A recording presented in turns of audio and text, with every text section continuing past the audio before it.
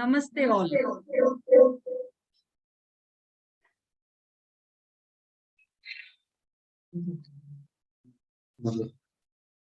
Namaste all. It gives me an immense pleasure in welcoming you.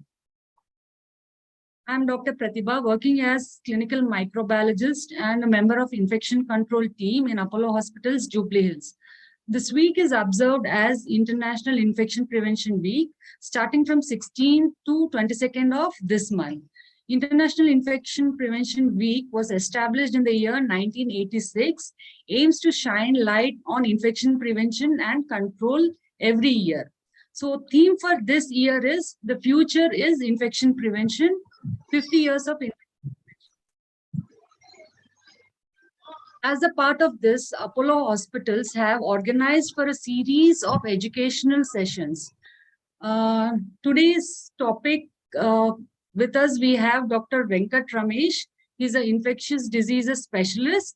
So he'll be talking on infection prevention strategies in special settings like transplant unit.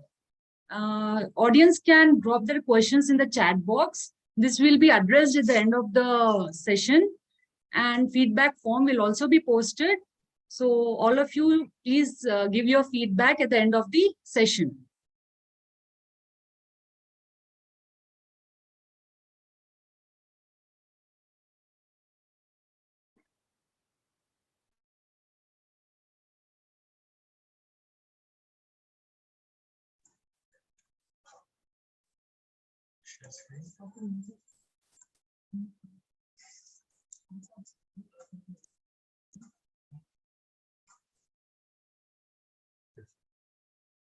Start.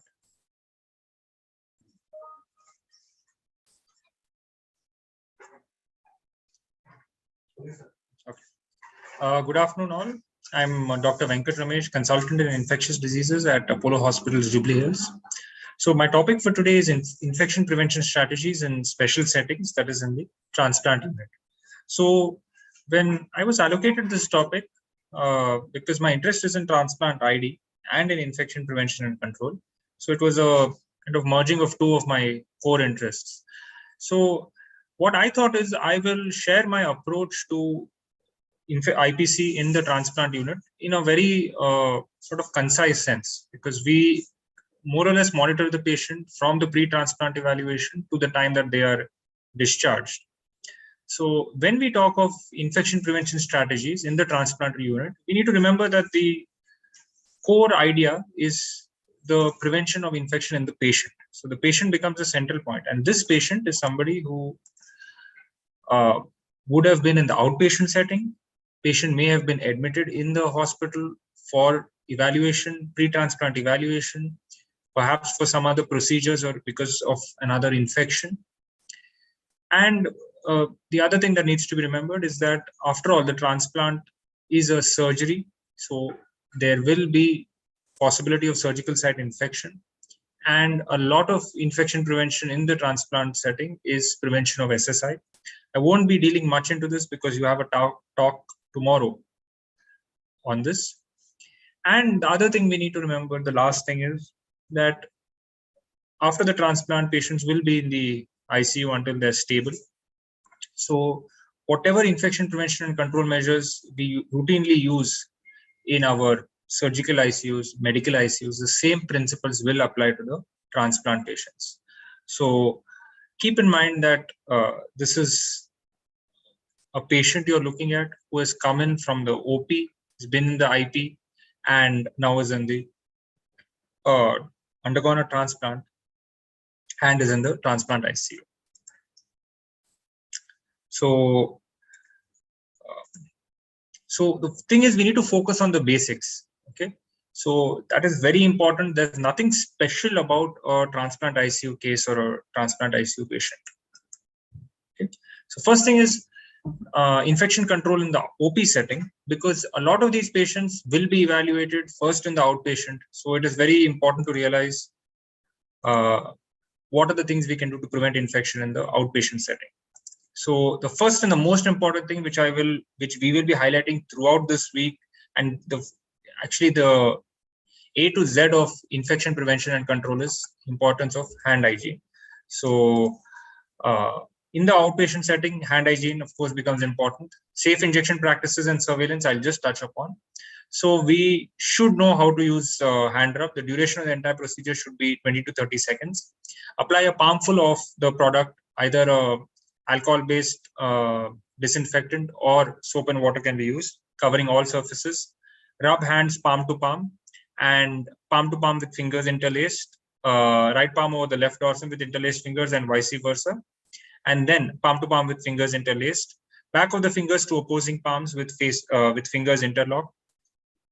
And rotational rubbing of the left thumb clasped in the right palm and vice versa. And rotational rubbing backwards and forwards with clasped fingers of right hand in the left palm and vice versa. So these are the steps, and once dry, your hands are safe. So this is a very important thing to remember. Wash hands when visibly soiled, and this duration of the entire procedure should be at least 20 seconds. Okay, so this is another concept when I worked in England that was discussed. I'll just highlight this so that it maybe piques some interest. So in the UK, when I was working there, we had a concept called bare below the elbows. So this is across all hospitals in the NHS, but across the Atlantic there is a difference of opinion.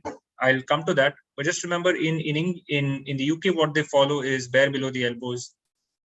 When undertaking clinical duties or in a clinical setting, all staff members must be bare below the elbows, as is seen here. No wristwatches, no stone rings, no bracelets, no false nails or varnish, no ties or lanyards, and sleeves. See again like this: sleeves are rolled up, no stone rings, no artificial nails or nail varnish, no wrist jewelry or wristwatches. In fact, when I was there, I was asked to remove my wristwatch, and this is the same thing that is shown here. So. But there is still a difference of opinion across the Atlantic. When I was in the United States, all the physician surgeons would wear white aprons, full sleeved aprons, and walk around. So this debate is still not settled. You can see this as early as 2015. This is the annual infectious disease conference, ID week. So there was a big debate there whether bare below the elbows actually leads to clinically significant outcomes. Okay, this was a study that was done and presented 3 years back in ID week. So bare below the elbows versus sleeved attire, a pilot study comparing microbial flora of healthcare workers. This bare below the elbows is supported by biological plausibility, but overall the practice is controversial. There is limited evidence that bare skin is less contaminated in comparison to sleeved garments such as white coats. And this was a study which looked at the flora and bioburden between bare below the elbows and sleeved healthcare workers. So what they did is they swabbed the wrist and forearm, and hand hygiene was not performed. And swabs were inoculated into TSA broth, incubated for 24 hours at 37 degrees centigrade.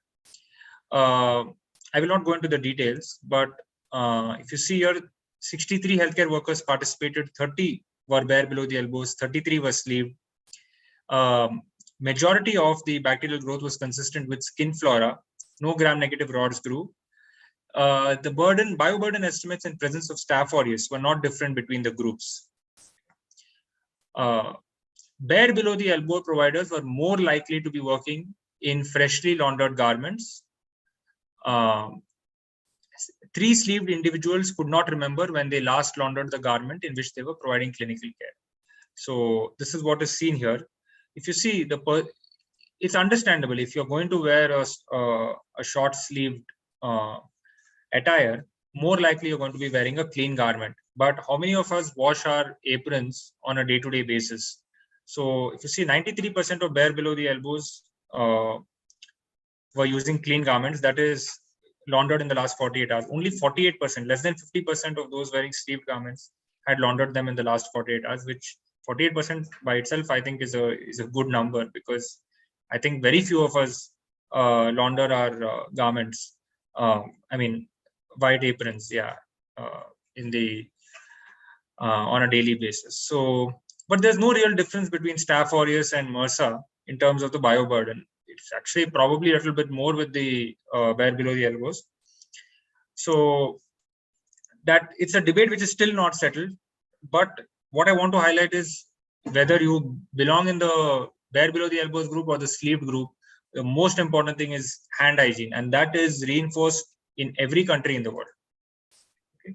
Very briefly, I'll just touch upon safe injection practices, because our transplant patients, they will get a lot of injections and transfusions. So one needle, one syringe, only one time. Okay. Standard aseptic precautions may be used. Should be used. Hand hygiene, maintenance of an aseptic field, proper preparation of the injection site, and use of gloves. Sterile single-use disposable needle and syringe should be used for each injection. Single dose vials are obviously preferred over multiple dose vials. If multiple dose vials are used, their use should be dedicated to a single patient whenever possible. It should never be accessed. Multi-dose vials should never be accessed a second time with the same needle, even if the injection is to be used on the same patient. Obviously, it should be discarded when the expiry date has been reached, when doses are drawn in a patient treatment area, rather than a dedicated medication preparation area such as a nurse's station, or any time the sterility of the vial is in question. Okay. Medication from single dose vials, fluid infusions, and administration sets should not be used for more than one patient. Bags or bottles of IV solution should not be used as a common supply source to multiple patients. Used sharps should be appropriately disposed of. Surgical mask is required for injections into the epidural or subdural space. See, all of this may sound very basic, but when there is a break in one of these procedures in the OP, we see patients getting bloodborne infections or hepatitis B, hepatitis C, etc. Now, the one point is there's a lot of difficulty in doing surveillance in the outpatient setting. So what it typically requires is retrospective reviews of medical records or prospective audits. So if you wanted to study this, one is what we can look at is SSIs in the ambulatory setting. So lot of surgeries, ambulatory surgery setting. So many surgeries such as cataract surgeries or sometimes simple lipomas excision, minor surgeries are done in the ambulatory setting. So we need to look at surgical site infections in that setting. And some procedures such as ERCP, we can look at that too. So linking institutional databases to detect bloodstream infections following ERCP, for example. So this is the kind of surveillance you do in the OP setting. So just try and understand. So the transplant patient first comes as an outpatient, most commonly. And in the outpatient setting, the infection prevention and control starts there. So it starts with hand hygiene in the OP setting, safe injection practices, and there's a minor role for surveillance also. Okay. So there are two types of patients in the OP setting. Again, we need to pay very close attention to the renal transplant patients. Most of them, I would say around 99% of them, will be on dialysis previously. And patients who undergo liver transplant, invariably they would have undergone endoscopies for detection of esophageal varices, etc. So the renal transplant setting, the renal transplant patients who have been on dialysis, in the dialysis center, the goal is to prevent infections, and this is done through routine testing for hepatitis B and C viruses. Dialysis patients should and must receive hepatitis B vaccine. Gloves should be worn when caring for patients or touching dialysis equipment, and hand hygiene should be performed between patients, and gloves should be changed. Single-use items or items dedicated to specific patients should be used preferentially, including syringes, alcohol swabs, and medication vials. Areas for storage and handling of medications and clean supplies should be clearly designated and should be separate from areas where used equipment or blood samples are handled. The dialysis station that should be cleaned and disinfected between patients. Very important, contact precautions should be implemented for patients with known colonization or infection due to multi-drug resistant organisms, particularly those with risk of spreading MDROs due to fecal incontinence, diarrhea, or infected skin wounds. Now, that is about the dialysis setting. Endoscopy suite, which applies more commonly to liver transplant patients. They should follow infection control measures to prevent transmission of pathogens during endoscopic procedure. Infection is usually transmitted via contaminated endoscopes because these act as reservoir for pathogens. And when you talk about endoscopic transmitted infections, most commonly we are talking about gram-negative bacilli, mycobacteria, and hepatitis viruses. But in our setting, again, it is gram-negative bacilli that is the most common.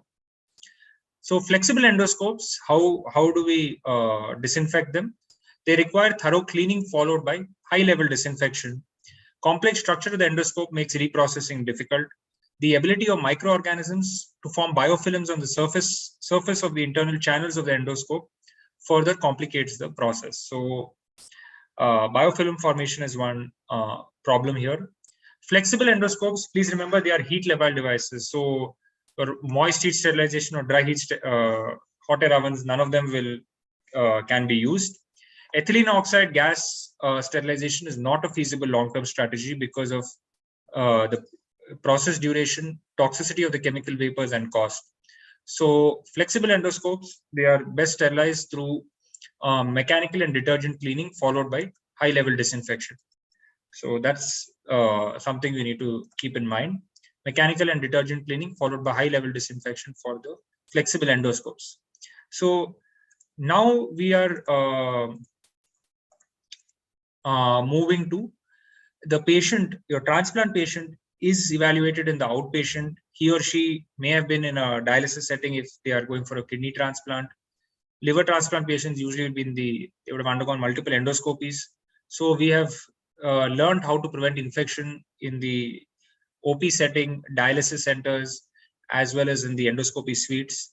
Now, let us say this same transplant patient is admitted in the hospital for whatever reason. Now, certain precautions have to be used for preventing transmission of infection, and this is applicable across the board. Any patient who is admitted in the hospital, we need to follow these particular principles. There's nothing new in what I'll be going to say, but just these points are very important. So one is standard precautions for all patients, and this is very important. Performed hand hygiene before and after every patient contact. Gloves, gowns, eye protection as required. Safe disposal or cleaning of instruments and linen, and cough etiquette. That is important. And this standard precautions is for all the patients. So again, if you see, it begins with hand hygiene and gloves, gowns, eye protection if there is any exposure to body fluids. Now, some terms we need to understand: contact precautions, airborne precautions, and droplet precautions. So contact precautions are recommended in those with who are colonized with multi-drug resistant organisms, MRSA, VRE, and drug-resistant GNBs. Universally, for carbapenem-resistant Enterobacteriaceae or organisms, it is recommended. ESBL, there is still no uniform consensus. Enteric infections such as norovirus, C. diff, E. coli 0157H7, you will require contact precautions. This is a very important point to remember. Viral infections. So most patients with viral infections are placed on contact and droplet precautions. But HSV, VZV, respiratory syncytial virus.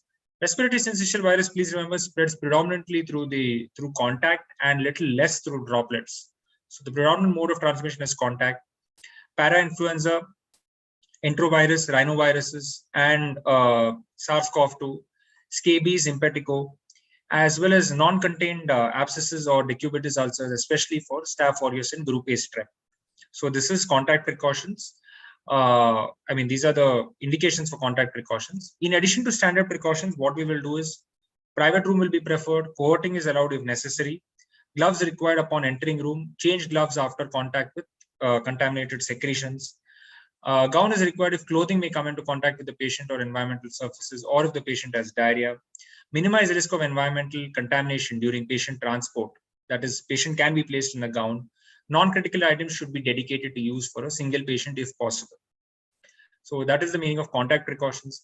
Droplet precautions, we do use it for most commonly patients with respiratory viral infections, such as influenza, adenovirus, rhinoviruses, certain coronaviruses, and bacterial infections, meningococcus, Haemophilus influenzae, mycoplasma, etc., diphtheria, pneumonic plague, etc.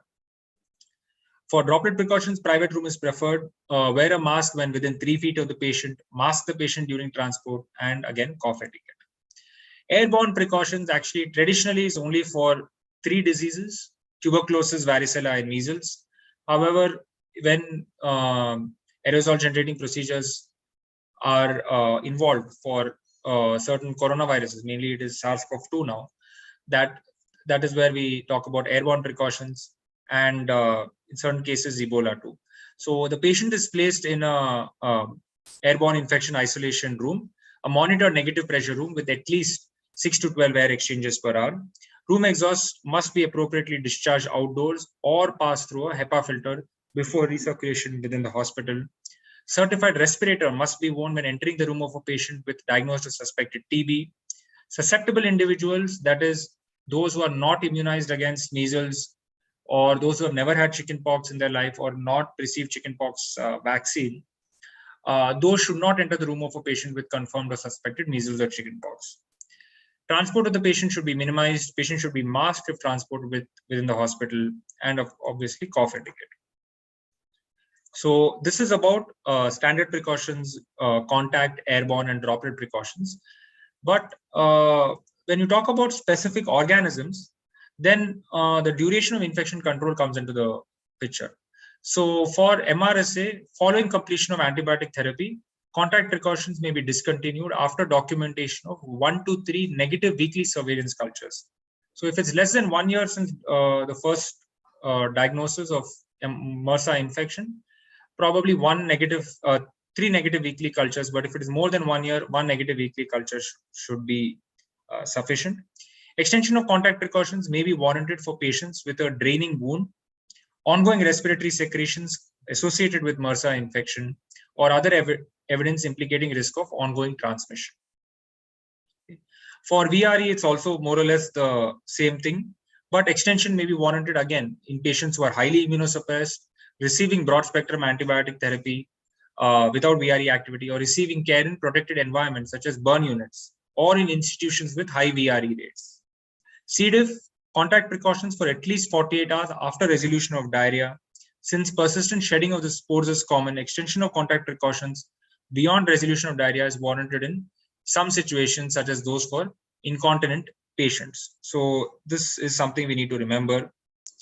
For ESBL, continue precautions for duration of hospitalization, assessing discontinuation of precautions on a case-by-case basis related to time since onset of infection. But for carbapenem-resistant Enterobacteriaceae and extremely drug-resistant gram-negative organisms, we maintain contact precautions as long as patients are hospitalized or in a congregate living setting. For influenza, for 7 days or 24 hours after resolution of fever and respiratory symptoms, whichever comes later. For localized zoster, airborne and contact precautions should be continued until lesions are dry and crusted. For immunocompetent patients whose lesions can be covered, standard precautions are sufficient if healthcare providers are immune. So that's something to remember. Disseminated zoster or zoster in immunocompromised patients, you will use airborne and contact precautions. Similarly, with HSV infection, contact precautions should be continued until lesions are dry and crusted. So this is what we need to use in the patients. Let us say you have a patient with transplant patient who has come into hospital. If they are colonized or detected with, we need to determine at that stage itself what is the level of precaution. And when this same healthcare worker is rounding on other patients, we need to ensure that we don't become carriers of these infections. So the transplant patient is protected. So it works both ways, but this is something you need to remember. I'll very, very briefly speak upon the control measures for prevention of SSI in adults, because the transplant is a surgical site. It's a surgery, it's a major surgery. So surgical site infections do happen, and we need to know how to prevent them. There is a talk tomorrow on surgical site infections, so I'll just be quite brief with my talk. Okay. So just remember, surgical site infections, there are obvious host factors as well as other factors relating to the surgery itself which determine risk. So elderly patients, who are the patients who are prone for SSI? So the patients who are elderly, poor nutritional status, diabetes, smoking, obesity, coexistent infections at a remote body site, colonization with microorganisms, altered immune response. That is why transplant patients are at a very high risk.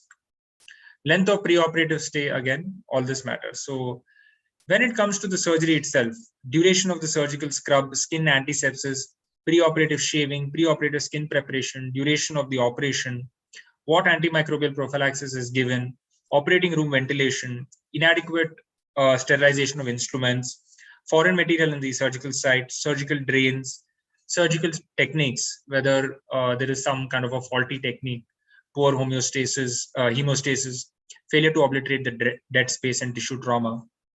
All of those need to be kept in mind.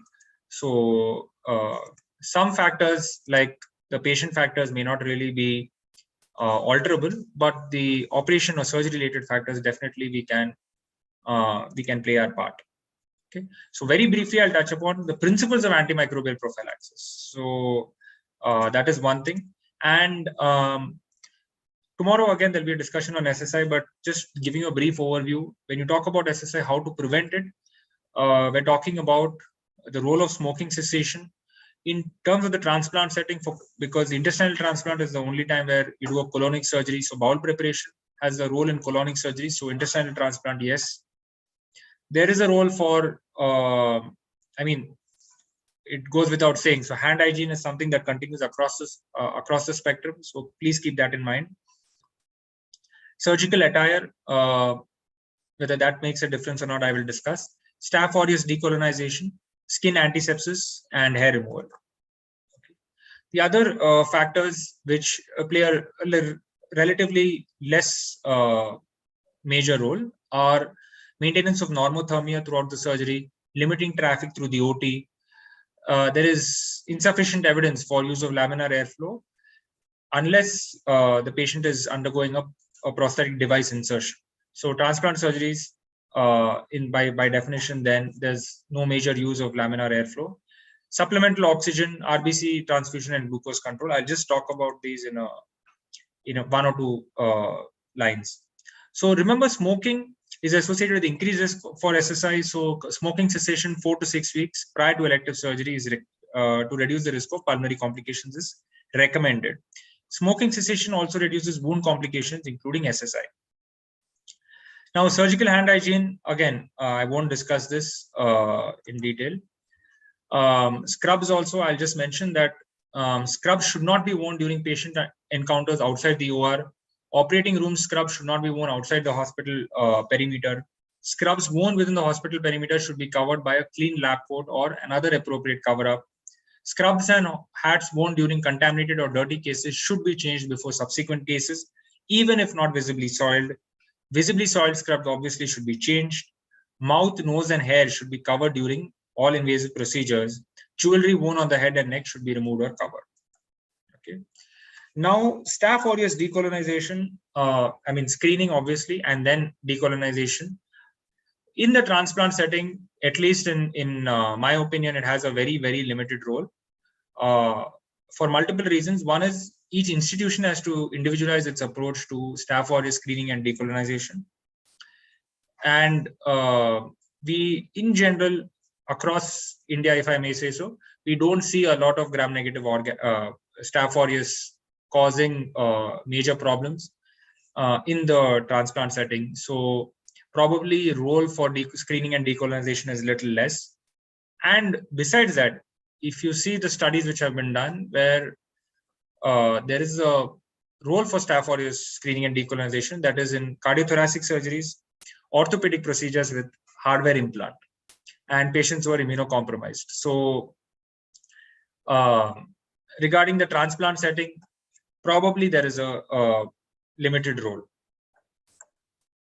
Okay, so skin antisepsis, routine application of antiseptics to the skin should be performed before surgery to reduce this burden of skin flora. Chlorhexidine or alcohol-based skin antiseptic should be used. Topical antiseptic agents cannot fully eradicate skin bacteria since organisms reside in hair follicles and sebaceous glands. Preoperative skin cleansing with chlorhexidine or alcohol-based preparations is favored over povidone iodine preparation. So please remember, chlorhexidine or alcohol-based skin antiseptics are preferred over betadine or povidone iodine-based preparations. Okay. Just a few points. I think it may be worthwhile just reinforcing this. Shaving hair with razors at the plant operative site should be avoided. If hair removal is absolutely necessary, it may be performed with clippers or depilatory agents, but any kind of preoperative hair removal is associated with increased SSI risk. Okay? So I have the references here. One meta-analysis, including 19 trials, concluded no hair removal was associated with significantly lower risk of SSI compared with hair removal via shaving. And if you see the methods for hair removal, rates of SSI associated with shaving was 5.6%, clipping 1.7%, depilatory creams 0.6%. So if hair removal is absolutely necessary, it may be performed with clippers or depilatory agents, but do not advise shaving of hair with razors. Very other small points. Perioperative normothermia appears to be better than hypothermia for reducing SSI risk. Use of supplemental oxygen or high inspired oxygen perioperatively is also associated with decreased rates of SSI because there is less pulmonary inspissation and less secretions. As I mentioned, there is insufficient evidence for routine use of laminar airflow for reducing SSI risk. And very importantly, try to minimize the transfusions pre-surgery, except in cases of cardiac surgery where you have a lower threshold. In the other cases, unless hemoglobin is less than 7, probably by and large, or patient is symptomatic from the anemia, do not transfuse. In cardiac surgery, usually the threshold of at least 89% is kept. Perioperative glucose control is very important. Both extremely strict glucose control is not recommended, and certainly hyperglycemia is a known risk factor for SSI. So maintaining normoglycemia is recommended. So antimicrobial prophylaxis, just two minutes I will take. We need to know the definitions. I think tomorrow we'll be discussing this. Clean wounds, clean contaminated, contaminated, and dirty wounds. Suffice to say that the surgical wound in a transplant setting is a clean contaminated wound in which a viscous is entered under controlled conditions and without unusual contamination. So please remember, these are clean contaminated wounds, and therefore, as per depending on the setting, you will see you need to know what organisms you will encounter causing the SSI, and therefore what antimicrobial prophylaxis should be given. So most important thing to realize is that you won't extend the duration of antimicrobial prophylaxis beyond 24 hours at the most. Usually just a single dose is recommended. So for cardiac, let's say cardiac transplant, your predominant organisms are Staph aureus and Staph epidermidis. So cefazolin is the drug of choice. Cefuroxime can be used if its penicillin is patient is beta-lactam or cephalosporin allergic. Vancomycin or clindamycin can be used. Okay, for renal transplant patients, again, you will be encountering entry gram-negative bacilli and enterococci. So probably in the Indian setting, because we see so much of ESBL production, it may be reasonable to give a very broad coverage with cefoperazone sulbactam, although there is no guideline or study to recommend this. But in my opinion, I think a lot of our E. coli's will be cefazolin resistant or Bactrim or ciprofloxacin resistant. So I think giving the antibiotic is a very broad spectrum one is not unreasonable, but we should not continue it. Maybe a single dose should suffice, and at the most for 24 hours. So I think that's something I would strongly enforce. So for lung transplant, for example, Staph aureus, Staph epidermidis, strep, enteric GNBs again come into the picture. So the same things apply. Liver transplant, again, enteric gram-negative bacilli, enterococci and Clostridia. So the problem with cefazolin is administered for enteric gram-negative bacilli in the West, but or ampicillin sulbactam, cefotetan, or cefoxitin. So, but all of these, we have quite a high percentage of resistance in the enteric gram-negative bacilli. So ESBL production is quite high even in the community setting. So I think that's something, we need to discuss. So the last thing, the core topic is, this is the last thing. So patient has come to the OP, you've evaluated, patient is admitted in the hospital, and you've made attempts to prevent transmission. You've understood what is standard precaution, contact, droplet, airborne, and patient has undergone the transplant surgery. Okay, so whatever you have tried to do pre-operatively, intraoperatively for prevention of SSI, you will do. Now patient is in the transplant ICU. Now what are the things you can do? One is, so these are what I will discuss: antimicrobial stewardship programs, hand hygiene. Again, it will not change. It's there everywhere. So each and every patient encounter, hand hygiene becomes very important. Contact precautions we have already discussed. Cohorting of certain patients. Basically, that's what happens in the transplant ICU. And dedicated staff. That is, again, something we practice. Decolonization of patient bathing with chlorhexidine. Digestive and oropharyngeal decontamination. That is selective oral decontamination and selective digestive decontamination. Is there a role for surveillance? What are the device-specific strategies? And what is the role? And we need to ensure that the environment is kept clean. Okay. So antimicrobial stewardship, incorporating antibiotic stewardship programs involving the clinicians, IDs, specialists, and pharmacists. Basically, what happens is that there's reduction of infections due to resistant bacterial strains. Also promoting safe and effective use of antimicrobial agents, evaluating and guiding formulary decisions, and implementing educational programs to improve antimicrobial utilization. So it's important to have a robust antimicrobial stewardship program in the transplant setting. Studies have shown that this is impactful and associated with decreases in drug-resistant bacteria. There is no evidence to suggest that antimicrobial stewardship may result in a delay in the initiation of appropriate antimicrobial therapy. So that's not been proven in studies. So we may think so, but it's not proven that if you have antimicrobial stewardship, it will result in delay in the initiation of appropriate therapy. Hand hygiene, again, I will say again, in the transplant ICU, there is no substitute for good hand hygiene compliance. Alcohol-based hand hygiene is more effective than traditional soap and water because no sinks or towels are necessary. Alcohol foam is no more abrasive to the hands than standard antiseptic soap and water. But in patients with C. diff or norovirus infections, alcohol or gel foam is not appropriate. It's also not appropriate for hands that are visibly soiled. That's something to remember. Remember that the alcohol gel or foam does not inactivate C. diff toxins and does not kill the spores themselves. So therefore, you have to use soap and water. Also for norovirus, you have to use soap and water. Okay. Daily chlorhexidine bathing. Chlorhexidine is an antiseptic with broad spectrum activity against many organisms. Bathing all the patients daily in the ICU with chlorhexidine decreases both hospital-acquired infections. That is, it has been shown to decrease bacteremia rate, UTI, surgical site infections, VAPs, and colonization with drug-resistant organisms. So if you see the risk versus benefit, daily chlorhexidine bathing is strongly recommended with minimal risks. There may be some minor skin irritation at the most.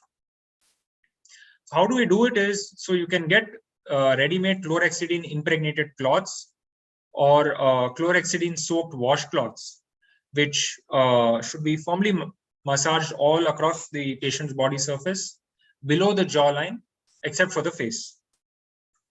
It is uncertain whether bathing with a washcloth soaked with liquid chlorhexidine would result in similar effects as a chlorhexidine impregnated cloth, but it's much easier to just soak a washcloth in chlorhexidine, so that than getting a pre-made chlorhexidine cloths. So that's just something to keep in mind.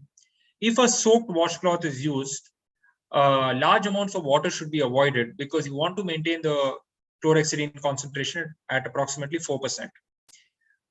Care should be taken to avoid getting catheter dressing site wet because that is associated with an increased risk of catheter exit site infections. Okay. Now, this is a little tricky topic. So selective oral decontamination and selective digestive decontamination. That is, decontaminating the oropharynx and the digestive tracts to reduce infection in critically ill patients by reducing microorganism colonization at these sites. There has been studies mainly done in the Netherlands that modest mortality benefits have been seen among ICU patients treated with SORD and SDD. That is selective oropharyngeal decontamination and selective digestive decontamination. They each reduce mortality rates and rates of bacteremia among patients in ICU with low levels of antibiotic resistance. But in a country like India, where we have high levels of antibiotic resistance, we don't have really any data showing that benefit. Overall benefit is modest. So how do we do this selective oropharyngeal decontamination? One is you can use antiseptics such as chlorhexidine, or you can use non-absorbable antibiotics in the oropharynx. For selective digestive decontamination, the non-absorbable antibiotics applied to the oropharynx and administered orally with or without intravenous antibiotics. So that is something that can be used. So topical colistin, I think topical gentamicin has been used. Okay. Now, I think I'll take another 10 minutes. Surveillance for infections with multi-drug resistant bacteria within the institution as a whole and within specific units is very, very important. It is critical for the early identification and control of epidemic outbreaks and endemic increases of resistant bacteria. Isolation of MDROs should be monitored, and this data should be disseminated. Very important to realize that it is we get a lot of information by comparing data from different time periods for one ICU. That is, let's say you have a transplant ICU, you're comparing 2020 to 21-20 rates, and you're comparing across the ICU. So you want to have probably the lowest infection, hospital-acquired infection rate in your transplant ICU. So you can compare it to a normal surgical ICU, medical ICU, neuro ICU, cardiac ICU, etc. So it's very useful to compare different units within the same hospital, and that surveillance with for infections with multi-drug resistant bacteria should be done. Now, once you have a positive surveillance culture, that should be coupled with effective flagging systems and established routes of communication inside the facility and between neighboring facilities in order to be successful. Can reduce patient-to-patient transmission rates. The importance of this surveillance is actually much more significant in a country like India, where we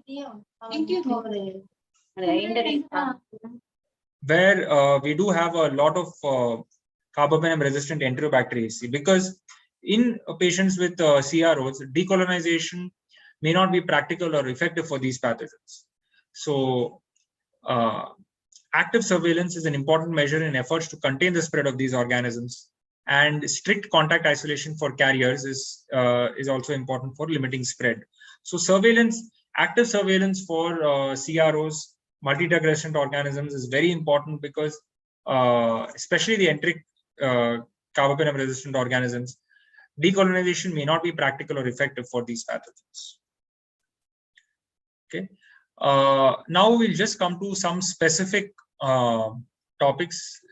Just very quickly, I will talk about, I think, three things. What we commonly see as hospital-acquired infections, central and associated bloodstream infections, or line-related infections, or catheter-related bloodstream infections. I won't go into the details of each definition and all, but basically we need to know how to prevent these, because invariably these transplant patients will have a central line. They may be on the ventilator for more than the duration of the surgery.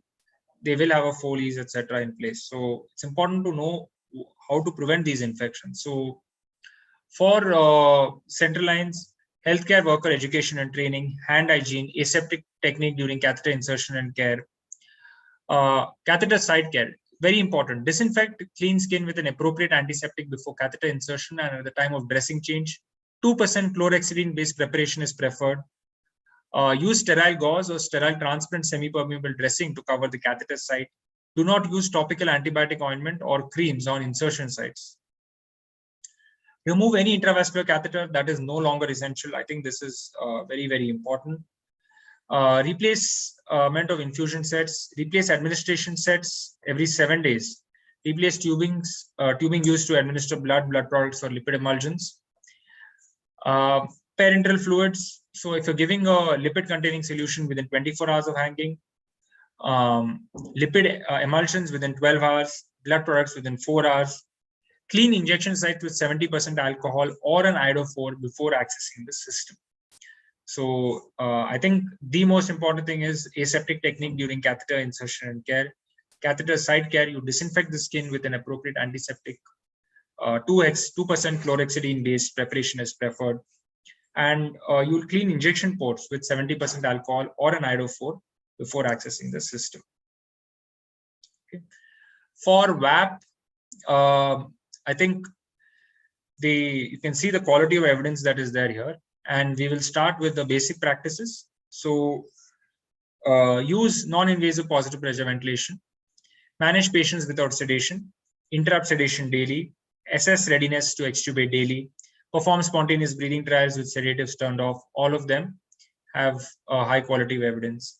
Early mobility, utilize endotracheal tubes with subglottic secretion drainage ports for patients expected to require greater than 40 to 72 hours of mechanical ventilation. Changing the ventilatory circuit only visibly soiled or malfunctioning is highly recommended. Contrary to known knowledge, elevation of the head end of the bed to 30 to 45 degrees is only associated with a low quality of evidence in terms of VAP prevention. Selective oral or digestive decontamination is again something that I've spoken about. Regular oral care with chlorhexidine. Prophylactic probiotics, plus minus. And then there are some other things, mechanical toothbrushing, saline instillation before tracheal suctioning. Generally not recommended are silver-coated endotracheal tubes, kinetic beads, prone positioning, stress ulcer prophylaxis. Early tracheostomy does not have impact on VAP rates, average duration of mechanical ventilation, length of stay, or mortality. Monitoring residual gastric volumes, again, no real impact on VAP rates. Early parenteral nutrition. Closed endotracheal suctioning or inline endotracheal suctioning there's no recommendation based on that. Okay, so we have discussed now CLABSI, sort of bundles, VAP bundles, and last thing is indwelling urinary catheters, catheter-associated urinary tract infection. So I think the most important thing is avoidance of unnecessary catheterization and catheter removal when the catheter is no longer indicated when it comes to indwelling urethral catheters. So adherence to a protocol for indwelling catheter placement, care, and removal can reduce the incidence of COUT. Consider alternatives to indwelling urinary catheters, for example, a condom catheter. Provision of adequate training, that's important, and not routinely replacing urethral catheters. Specific COUT prevention measures include using a continuously closed drainage system. That's what we do, because that prevents the ascent of microorganisms into the bladder and catheter-associated urinary tract infection. Not routinely irrigating catheters. Catheters are irrigated only under select circumstances, and these are specific COUT prevention measures. And I think we have about 12 minutes until 4 p.m. So yeah, we do have a lot of time for questions and some kind of discussion. And thank you very much for patient listening.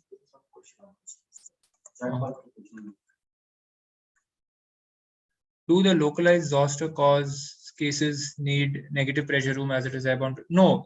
See, localized zoster depends on the host. Immunocompetent host, not required. Immunosuppressed host, that is post-transplant setting, HIV on immunosuppression, etc. In those cases, yes, there is a chance that it can become aerosolized, and therefore airborne precautions are required. But localized zoster in somebody who is immunocompetent, it's not required. Airborne precautions not required.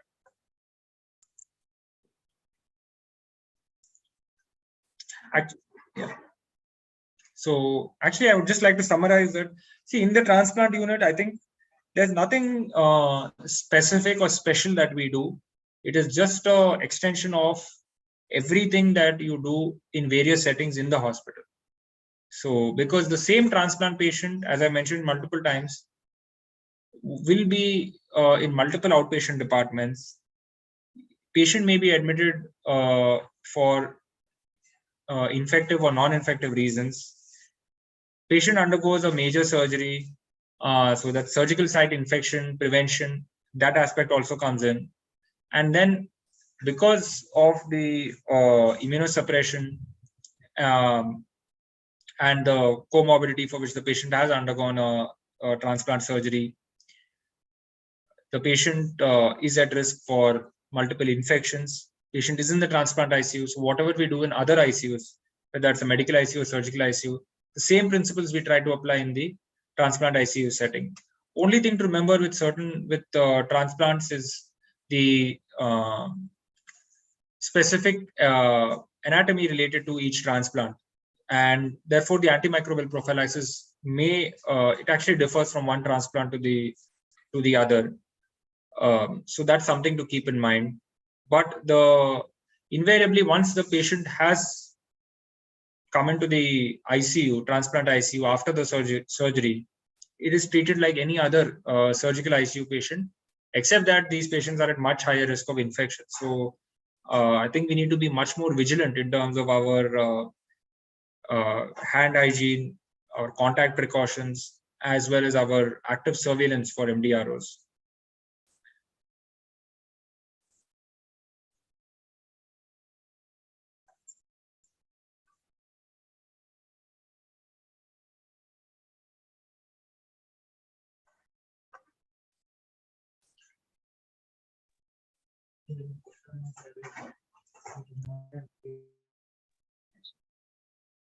Audience can post their questions in the chat box. We'll wait for 2 more minutes.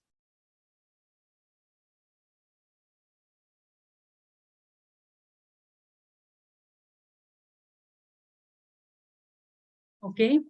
Now I thank Dr. Ramesh for this elaborative talk. So thank you for taking us to the journey of patient from OP to the operation theater, to the transplantation, and through the ICU, how to implement the infection control practices, and how to prevent the infections. So now we'll wait for 2 more minutes. Yeah. Then we'll. So if you have any questions, please put it in the chat box, so that any question is welcome. So anything that is any small doubt that you have also, this is the time to clear it, and I'll do my best to clear any doubts.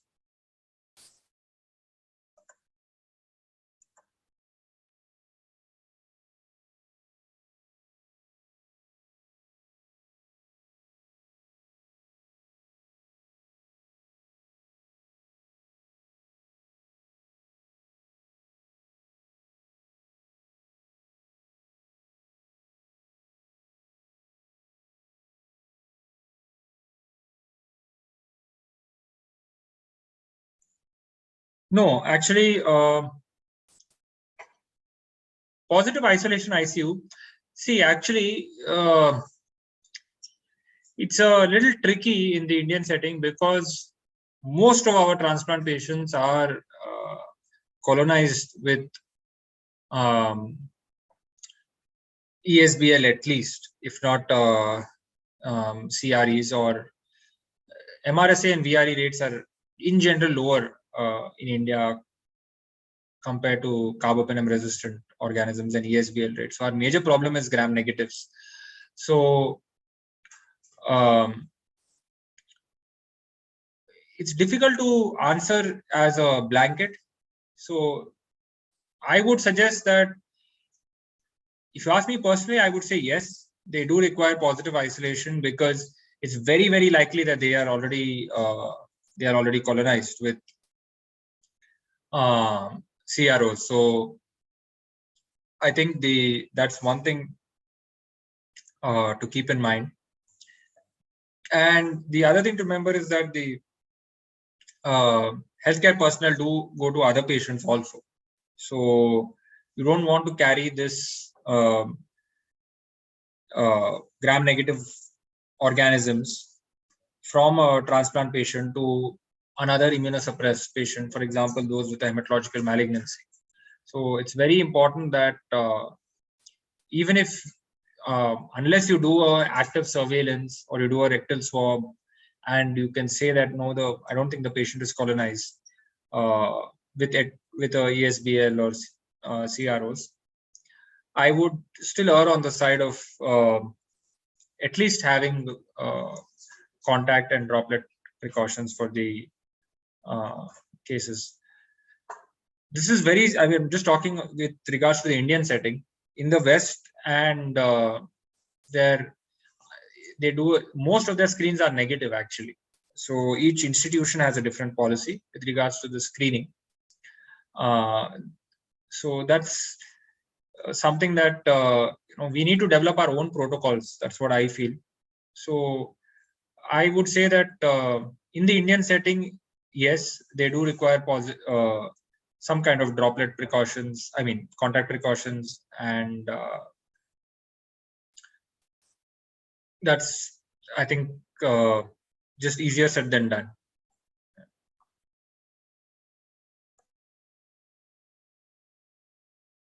Actually, a very good question. So I appreciate whoever has asked that question. Mysore, okay. So yeah, one last thing I'll mention is that, see, we need to develop our own protocols.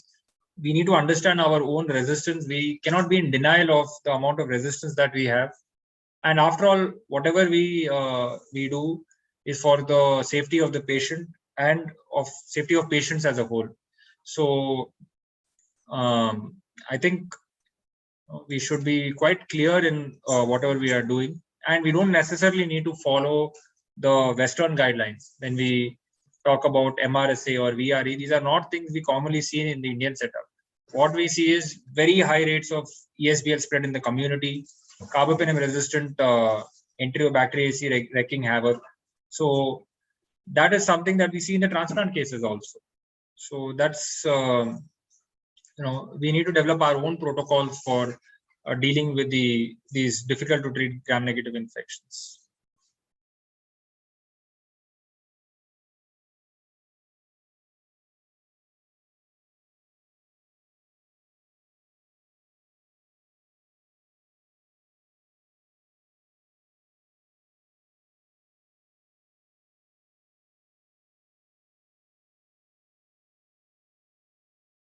So can you please explain about the guidelines for MRSA precautions? Okay, so actually in patients who are detected to have who are colonized with MRSA, the contact precautions are advised. So, and what the guidelines say is you need to have, depending on how far it is from the detection of the positivity, need to have 1 to 3 negative surveillance cultures. Okay. So when do you go for 3 negative surveillance cultures is if the infection or MRSA has been detected in the last 1 year. So let's say now patient has come in March 2022, is detected as MRSA. I'll still continue contact precautions until I have 3 negative surveillance cultures. But let us say now patient has come in September 2021, more than 1 year is over. It's just a rough, that's what the guidelines say. That's so if you have 1 negative surveillance culture, that's enough. I'll say that patient may have been colonized with MRSA or MRSA detected in September 2021. Now 1 negative screen is there, that is negative. I mean, 1 negative screen is sufficient, and I will discontinue the contact precautions. So I think that's what the question is about. Or are you talking about MRSA's screening and decolonization?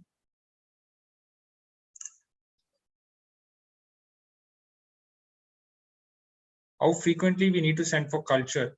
Yeah, that's what I said. So if it is less than 1 year, I would probably do 3 negative surveillance cultures when the patient is admitted. There's no specific time as to how frequently it has to be done. But before discontinuing the contact precautions, probably I'll wait for 24 to 48 hours between each surveillance culture. If the patient has had detected MRSA in the last 1 year. But more than 1 year back, just a single culture. If that is negative, I'll discontinue the contact precautions. See, please understand, these are again Western guidelines. We don't do these this very extensively in India, and there's also not much of data to support it because we don't see that much of MRSA. You take your hospital antibiogram and see how many MRSA and VRE infections, hospital-acquired infections you will see as a percentage of the overall. It will not be, definitely won't be more than 5%.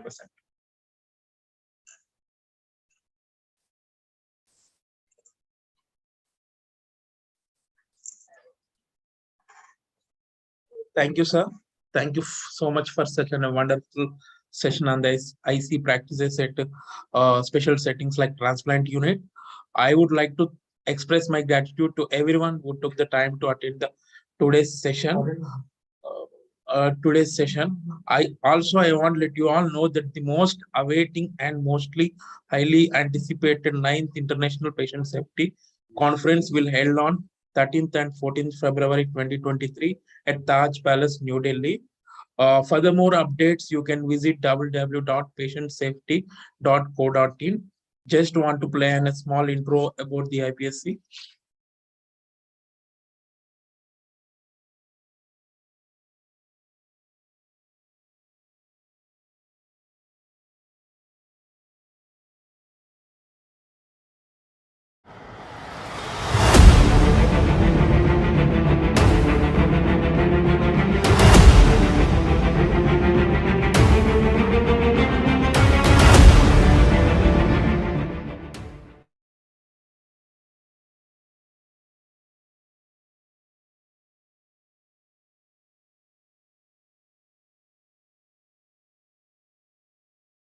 Thank you so much. I kindly ask that everyone to attend the tomorrow's session on Operation Theatre Practices, Building Steps for SSI Prevention. Thank you so much. Stay connected for tomorrow's.